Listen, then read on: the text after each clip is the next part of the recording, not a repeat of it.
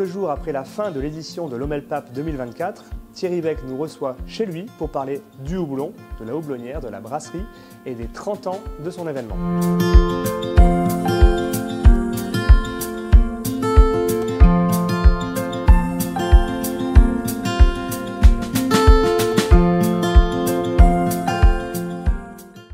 Salut Thierry. Salut.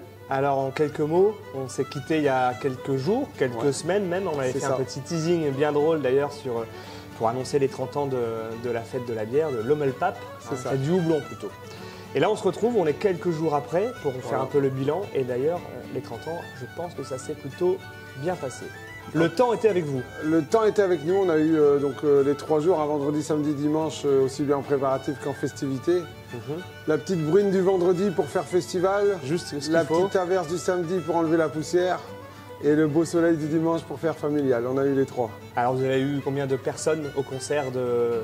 Alors toutes les personnalités qui on étaient est resté présentes? à peu près sur le même nombre de personnes qu'il y a 2 ans ou 4 ans, c'est-à-dire on tourne toujours aux alentours de 10 000 personnes sur le week-end. 10 000 pour le concert. Allez, en gros on a fait 3 500 et 6 500. On a fait 3 500 personnes, un peu plus le vendredi soir. D'accord, 3 500 le vendredi, 6 500 le dimanche. Voilà, c'est ça. D'accord, c'était donc aux attendus Voilà, de ce que exactement. tu allais avoir, C'était le dans coup de nos- pouce du soleil. Exactement, la météo nous a aidés.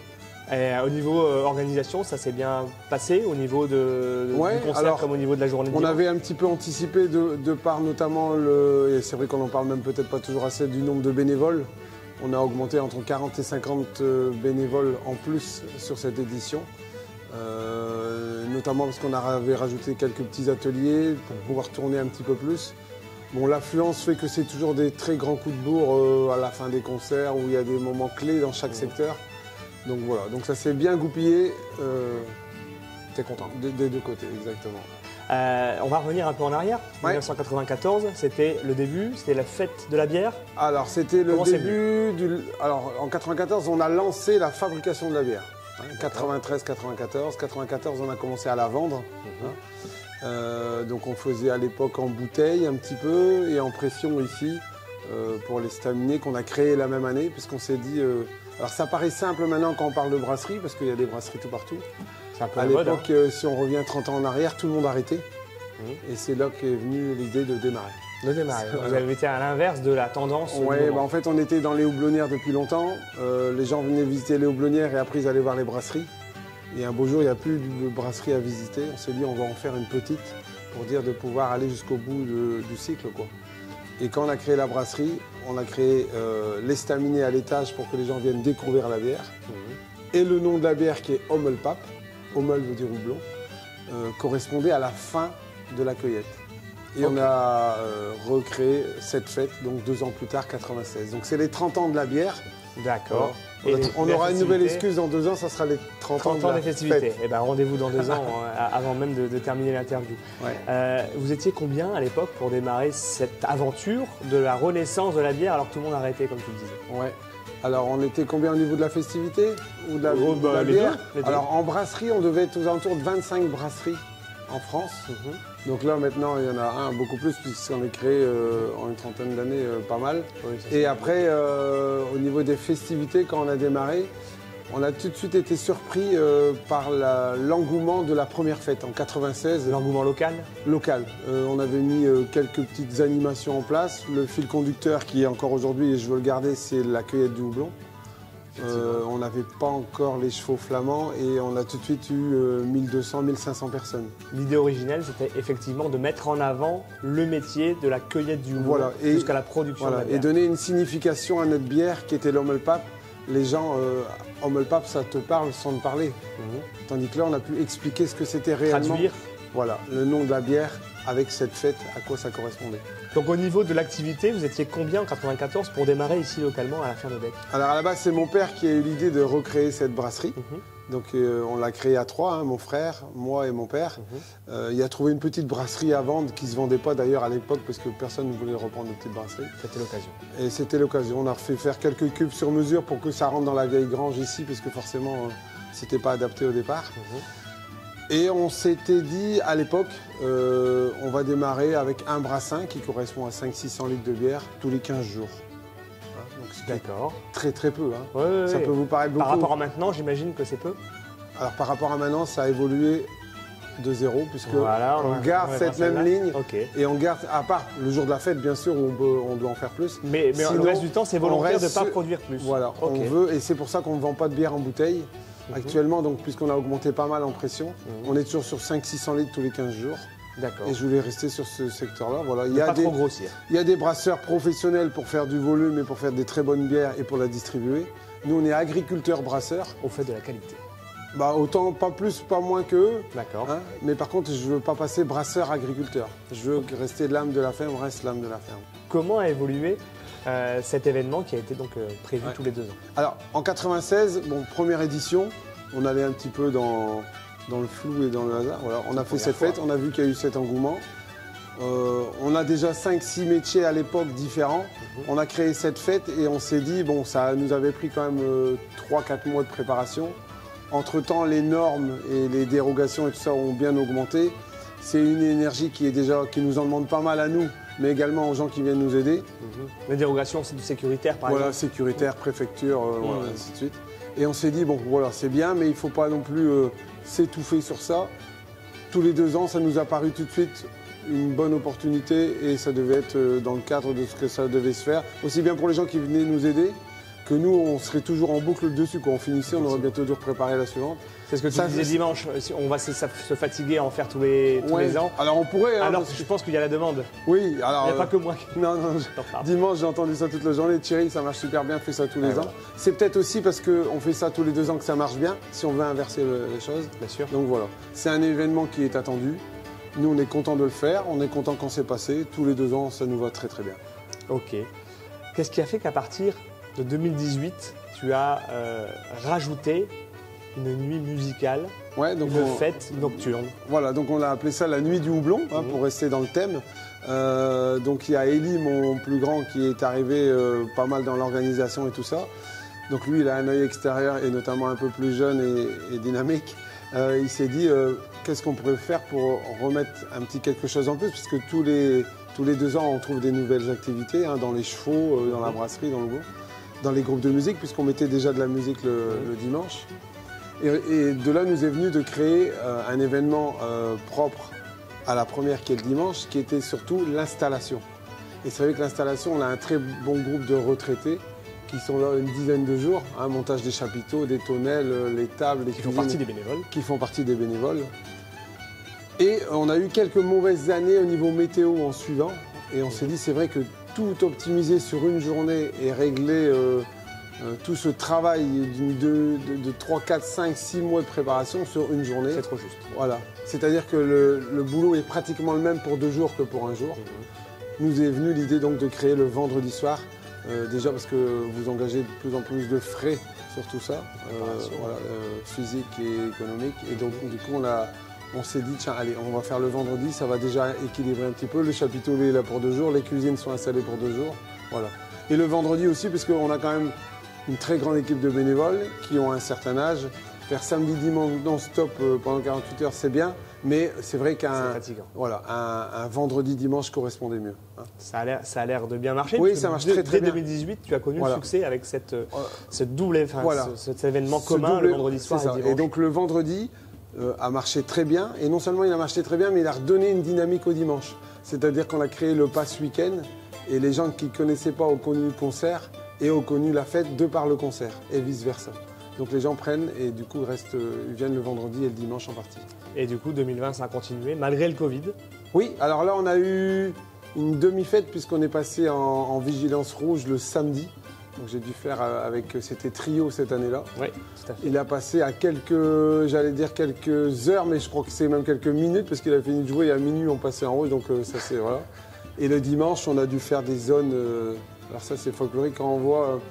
Ça nous fait d'ailleurs régler la chose, c'est que quand on voit les photos de 2020, ce qu'on nous a fait faire, c'était devenu un truc. C'était assez particulier. Avec des sas, voilà, ça fait partie de mauvais souvenirs et en même temps on s'est dit, il en faut vraiment beaucoup pour nous arrêter, quoi. On se souviendra que la fois où c'était trio, c'était assez particulier. Ouais, je crois qu'on était le seul gros événement au nord de Paris. Qui a été maintenu. Qui a été maintenu et qu'on a tenu à à faire nous-mêmes en tant que privé, parce que beaucoup de gens nous disaient ouais, c'est quand même risqué, et pour finir, ça a passé. Alors pour les personnes qui méconnaissent l'activité autour du houblon, ce qui est par exemple mon cas, et je ne dois pas être le seul, comment ça fonctionne l'activité du démarrage à la fin, à la production de la bière? Alors, beaucoup de gens viennent en visite ici pour la houblonnière et pour la brasserie. J'explique toujours déjà aux gens à la base, parce qu'on aurait tendance à l'oublier, c'est que brasseur et houblonnier, c'est deux métiers complètement à part. On pense toujours qu'un brasseur a doublon et vice-versa. En fait, non. Un brasseur n'a pas doublon, un houblonnier ne fait pas de bière. Nous, on est houblonnier de métier, brasseur tous les 15 jours, comme je disais tout à l'heure. Ouais. On est la 4e génération ici de houblonniers sur l'exploitation, donc il y a plus de 100 ans qu'il y a du houblon sur la ferme. Ce qui est bien, c'est que c'est transmissible encore au-delà d'une culture ou d'une culture traditionnelle. C'est que le pied doublon, je veux dire, c'est les pieds doublons de mon père, et en partie de son père à lui, puisque une variété doublon peut durer 20, 30, 40, 50 ans sans problème sous terre. C'est comme un pied de vigne. Donc ça se transmet. Ça se transmet, voilà. On peut changer de variété, on est amené à changer de variété de par les changements de consommation au niveau des bières. Mais sinon, c'est quelque chose, c'est une plante pérenne qui sort de terre tous les printemps. On met un fin fil de fer, un tuteur. Donc nous, on en met 17 000 à la main tous les ans, sur lequel va pousser l'houblon. Et on va récolter ces tuteurs en ce moment, là, début septembre. En fait, la plante suit le soleil, s'enroule autour du fil. Fin juin, elle est en haut. Début septembre, on cueille les fleurs. Donc là, on est en pleine période de récolte. On a pu voir d'ailleurs quelques ateliers, branches. On les a filmés, les ateliers de ramassage du houblon, le jour de la fête, etc. Tu as aussi une machine c'est ça. Alors, une cueilleuse à houblon. Une cueilleuse à houblon, voilà. Explique-nous un petit peu son fonctionnement. Le principe, c'est qu'elle prend la tige. Il y a 2 éléments sur une tige, il y a des feuilles et il y a des fleurs. Donc elle arrive à enlever toutes les feuilles et toutes les fleurs. Et la deuxième partie de la machine va séparer les deux. En fait, la feuille est assez grande.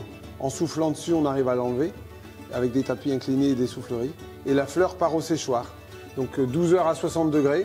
Elle passe de 80% d'humidité à 8-10%. Et elle sera conservée pour toute l'année. Et ça, c'est la partie houblonnière ou la partie brasserie qui gère ça? Houblonnière. C'est important. Voilà, ça c'est vraiment le houblonnier. Okay. Fleurs séchées, produit fini. Et là, il va commencer à le vendre au brasseur. Et c'est le brasseur qui termine le travail. Et voilà, et le brasseur va acheter ses fleurs. Donc soit en pelé, soit en confiture, soit en fleurs directes. Et il va en acheter pour son année. Donc en général, au courant octobre, il achète, alors c'est souvent sous contrat, parce que comme c'est des cultures spécifiques, il achète l'houblon qu'il a besoin sur son année. Il y a un truc qui m'interpelle, c'est quoi cette tradition de brûler un épouvantail, le chû? Voilà, le chû, ça représentait le patron à la fin de la cueillette. Alors il faisait un grand mannequin, alors pas aussi grand que celui que tu as vu dimanche.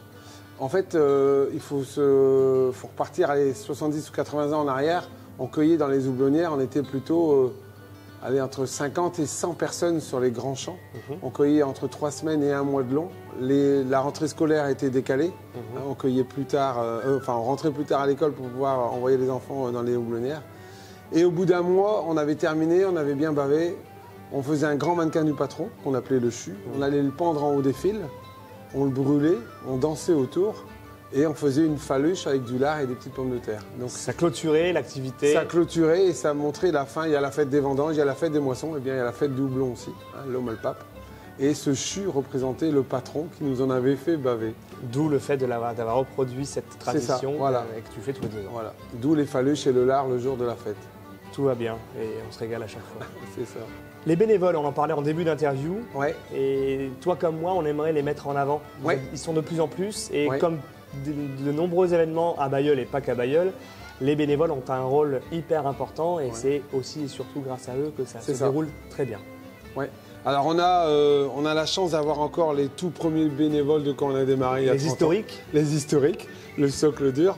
En plus, on a encore plus de gens, je sais qu'on est un peu sur chaque atelier, sur chaque secteur de la fête. Il y a le parking, il y a les ateliers, il y a la restauration. On a 5-6 gros pôles de bénévoles. Et c'est vrai que malgré que même cette année, j'ai mis entre 40 et 50 bénévoles en plus entre le vendredi et le dimanche. Ils s'intègrent dans une équipe. Et ce qui me fait plaisir, c'est c'est intergénérationnel. Donc sur tous les des gens de tous âges, effectivement. Voilà. Donc les plus jeunes ont 15-16 ans, les plus âgés, on rapproche des 80 si c'est pas fait. Ah ouais. Et c'est vrai que cette mixité, J'ai même des parents qui disent ah, mes enfants sont venus bénévoles, ils ont adoré parce qu'ils travaillaient un peu avec un papy qui explique ci, qui explique ça. Et aussi, ça fait partie de la transmission. Hein. C'est pas que bénévole, donc même eux découvrent des choses comme ils sont là entre une seule soirée, pour ceux qui ne sont pas là longtemps, jusqu'à 15 jours. Ils repartent d'ici, ils disent on a appris plein de trucs. Voilà, ça t'est arrivé de refuser des bénévoles? Ouais, ça m'arrive. T'as trop de demandes? Ouais, bah alors on essaye de. C'est pas évident, hein. Parce que tout le monde me dit on a tous des problèmes de trouver des bénévoles. Alors ça fait toujours drôle de dire. C'est un problème de riche en fait. Non, ouais, c'est ça. Non, bah alors j'essaye d'équilibrer entre le vendredi, le dimanche, selon les secteurs que j'ai besoin, ou prendre que le vendredi. Mais voilà, là on est énormément cette année. Mais en même temps ça fait plaisir. Hein. Je veux dire, notamment quand vous avez des jeunes qui viennent se proposer bénévoles, dire pour les années futures, c'est le top. Ça libère un petit peu les gens les plus anciens qui sont encore là, qui profitent de la fête. Qui viennent faire peut-être moins d'heures. Moins d'heures et qui profitent autrement. Voilà, donc voilà, chacun fait à son rythme. Bon, n'empêche qu'on m'a dit que c'était toujours les mêmes qui étaient au bar. C'est tout. Après, on va rester discret là-dessus. On va rester discret là-dessus. Voilà. Est-ce que tu as un message à faire passer à tes bénévoles? Et si tu veux, tu le dis face caméra. Alors, je leur ai déjà dit, mais je vais leur redire, parce que c'est vrai que j'en ai pas parlé avec toi, mais on a une grande réunion de bénévoles le soir, je le sais. Le lendemain soir, le lundi soir. Ouais. Et ça, j'y tiens beaucoup, beaucoup. Donc, on refait un repas, on ressort un cochon et une pompe à bière. Et donc, je leur ai déjà dit le message, mais je peux leur redire parce qu'ils ne sont pas tous là. Ça sera publié. Voilà. Parce que moi, ce qui me surprend toujours, c'est qu'ils viennent me dire merci à la fin de la journée. Parce qu'ils ont passé un bon moment. Parce qu'ils ont passé un bon moment. Ils se sont rendus utiles. Ils se sont rendus utiles, mais en fait, normalement, ça serait à moi plus de leur dire merci. C'est pour ça. Donc c'est vraiment une symbiose. Je leur redis encore merci. Moi, j'adore joindre l'utile à l'agréable pour moi perso dans ma vie de tous les jours et au long de l'année, parce qu'on travaille pas mal, mais on prend toujours plaisir à le faire. Et j'essaye de retransmettre ça, notamment la journée des bénévoles, c'est que les gens prennent plaisir. Et des fois, de temps en temps, alors je sais pas le faire avec tout le monde forcément, je vais les extirper de leur... je vois ceux qui n'arrivent pas à bouger ou qui sont vraiment à fond dedans. Allez, viens avec moi 5-10 minutes, on fait un tour de plaine, ou viens avec moi, je vais te montrer la scène, et ainsi de suite. Tu coordonnes un petit peu tout ça. Et alors, je fais un petit peu dans chaque secteur, notamment chez qui ne l'a jamais fait. Et c'est vrai que c'est des grands moments à vivre, hein, à l'intérieur des coulisses de la grande fête et du festival. Et voilà, donc en aucun cas, c'est juste pour dire d'être bénévole basiquement. Voilà, il faut qu'ils prennent plaisir à la fête. Exactement, et bien, le message est passé. Voilà. On va maintenant parler de la famille Beck, parce que j'ai eu la chance et le privilège de vous prendre en photo et de vous filmer les dimanches. Ouais, t'es passé au bon moment. Je suis passé au bon moment et j'ai l'impression qu'il y a de plus en plus de monde et du coup c'est une famille de plus en plus fournie qui se met la main à la pâte et puis aussi qui vit ces moments que vous organisez. Et ça fait partie de la transmission. On va dire que le socle, c'est mes parents. Denis et Christiane, donc ça c'est mes parents. Donc je suis associé ici sur l'exploitation avec mon frère. Et ce jour-là, j'ai ma sœur. Donc les 3 enfants sont partie prenante de la fête. Et après, on a les enfants. Donc tous les cousins-cousines qui viennent aider. Et c'est vrai que tu nous as tiré sur la remorque de houblon. On va finir par devoir changer de remorque. C'est tout juste, hein? Ouais, c'est tout juste. On va dire qu'on est une quinzaine maintenant. Donc mes parents, Dany, mon frère, Sylvie, ma sœur et moi. Et après, tous les enfants, donc il y a déjà 10 petits-enfants, et plus les pièces rapportées, ouais, donc ça fait vite du monde. Donc on essaie d'inculquer, mais à la rigueur, on ne doit même pas le faire, parce qu'ils vivent tellement la ferme et la fête dans la profondeur que ça se fait naturellement. Et c'est vrai qu'ils sont contents et ils seraient déçus de ne pas pouvoir aider aussi bien à la préparation que le jour de la fête. Ouais, donc c'est cool. C'est quelque chose qui se fait, qui se transmet naturellement. On a vu beaucoup de gens admiratifs de la famille, c'est beau à voir et j'ai été privilégié d'assister aussi à ça. D'ailleurs, c'est Clément et Simon, les prochains informés? Ouais. On est d'accord? J'ai bien retenu? Ouais, c'est ça. Alors, ils ont quel âge là? Alors, Clément, il a bientôt 2 ans et Simon, c'est encore plus petit. Oui, donc on va attendre un petit peu, mais bon, on sera amené à les voir dans 2 ans et 4 ans sur la charrette avec vous. J'ai une question bonus quand même. Est-ce que dans 2 ans, tu es capable d'organiser un petit événement le samedi juste pour me faire plaisir? Non. Non, pas possible? Pas pour l'instant, c'est pas prévu. Bon. En tous les cas, dans 2 ans... Le 6 septembre. Tu sais déjà? Ouais. C'est le 6 septembre dans 2 ans? Donc, rendez-vous le 4 et le 6 septembre. Le 4 et 6 septembre dans 2 ans. Tu sais déjà un petit peu, alors le contenu, j'imagine pas, mais tu as des idées déjà? Ouais, j'ai déjà des idées. Super, on va pas les dire. Mais comme je sais pas tous les mettre la même année, j'ai déjà des idées pour les 2 années, voire les 4 années qui arrivent. C'est parfait. Ben, rendez-vous dans 2 ans pour fêter donc les 30 ans de la fête. Voilà, cette année on a fêté les 30 ans de la bière, on va fêter les 30 ans de la fête. Et bien, un salut à ta famille et puis merci pour tout ça. Merci à vous.